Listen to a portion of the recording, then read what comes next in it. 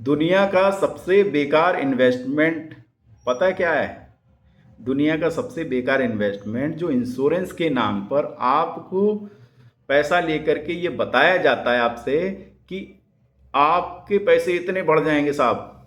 Plan कुछ उनके इस तरीके से होते हैं कि मान लीजिए आपकी एज 26 साल है और 10-12 साल तक आप 1.5 लाख रुपए जमा करिए, 1,50,000 रुपीज़ जमा करिए, 12 साल तक जमा करने हैं और फिर उसके बाद में 65 की एज में, 70 की एज में जाकर के आपको 80 लाख रुपए मिलेंगे या 1 करोड़ रुपए मिलेंगे। मैं बस एक बता रहा हूँ उनका पैटर्न क्या रहता है, इस तरीके से बताते हैं।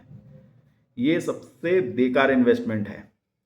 हेल्थ इंश्योरेंस और टर्म इंश्योरेंस बहुत अच्छे हैं, यही सही प्योर इंश्योरेंस हैं।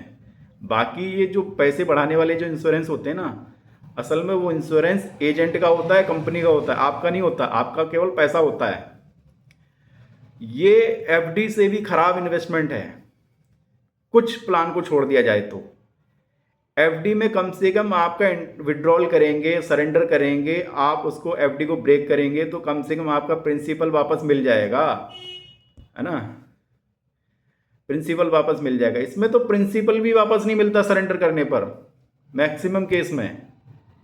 इंटरेस्ट तो भूल जाइए। एफडी में तो कम से कम इंटरेस्ट जो है वो हो सकता है कम मिले या ना मिले, प्रिंसिपल पूरा मिलेगा।